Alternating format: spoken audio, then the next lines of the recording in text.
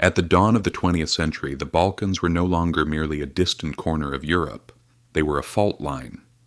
Empires trembled, borders blurred, and entire nations struggled not just for identity, but for survival. In 1912, this fragile region erupted into the First Balkan War, a conflict fueled by nationalism, sharpened by economic desperation, and destined to leave Europe permanently scarred.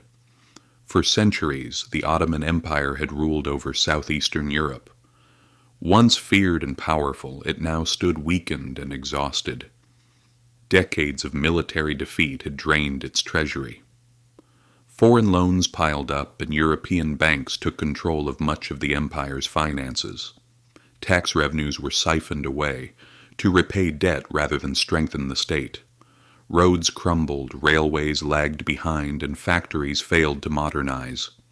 The Ottoman army, once a symbol of imperial strength, suffered from underfunding, outdated weapons, and unpaid soldiers. Financial decay had hollowed the empire from within.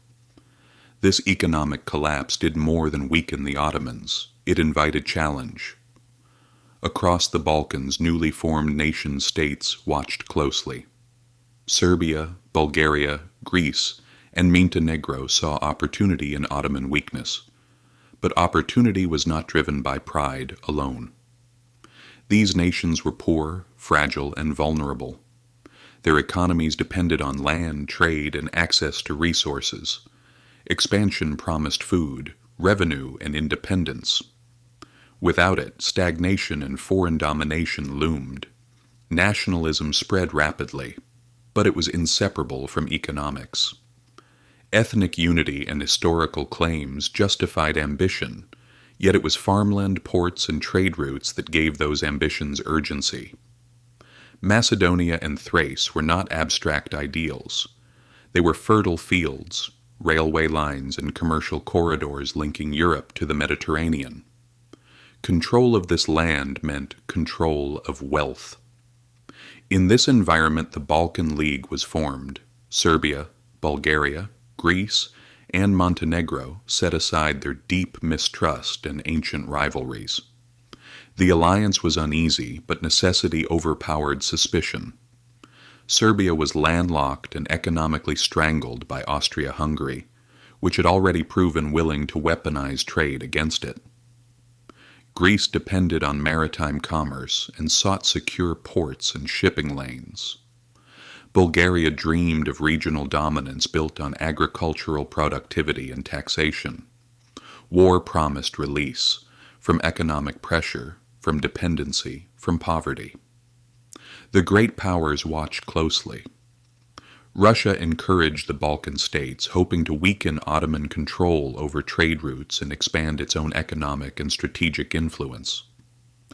Austria-Hungary watched Serbia's rise with alarm, fearing that a stronger Serbian economy would destabilize its own multi-ethnic empire.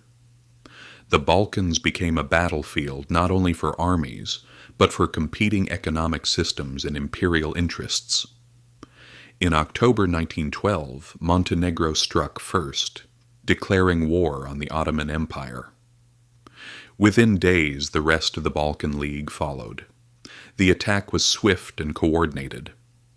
Bulgarian armies surged through Thrace, advancing toward Constantinople itself. Serbian forces overwhelmed Ottoman defenses in Macedonia, while Greek troops seized key coastal cities and vital ports. The Ottoman military, crippled by years of financial neglect, struggled to respond. Supply lines failed, morale collapsed. One defeat followed another. By the winter of 1912, centuries of Ottoman dominance in Europe were crumbling. Cities fell. Provinces were lost. The empire's European territory slipped away at astonishing speed. Military collapse mirrored financial ruin, as the Ottomans could no longer afford to continue the fight. In May 1913, the Treaty of London ended the war. The Ottoman Empire surrendered nearly all its European land.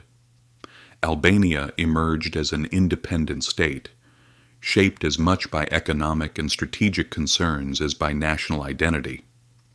On paper, the Balkan League had triumphed. In reality, the victory exposed deeper fractures. The war had been expensive. Mobilization, weapons, and logistics had drained national treasuries. Each Balkan state expected territory rich enough to repay the cost in blood and money. But the treaty offered no clear solution. Bulgaria believed it had sacrificed the most and demanded greater control of Macedonia. Serbia and Greece refused to surrender land that provided food, ports, and economic security. The alliance collapsed under the weight of unmet financial expectations. What followed was bitterness. Trust dissolved. Economic rivalry turned former allies into enemies. The First Balkan War had destroyed Ottoman rule, but it had not created stability. Instead, it unleashed competition over wealth, trade, and power that would ignite the Second Balkan War within months. The consequences reached far beyond the Balkans. Serbia emerged stronger, richer, and more confident, alarming Austria-Hungary. The balance of power in southeastern Europe shifted dangerously. The region became a powder keg, packed with unresolved economic grievances and nationalist fury. In 1914, a single assassination in this volatile region would set off a chain reaction that plunged the world into war. The First Balkan War had revealed a brutal truth. When empires collapse and nations fight for land, money becomes a weapon as powerful as any army. The Balkans were not simply fighting over borders, they were fighting over survival. And in that struggle, Europe was drawn ever closer to disaster.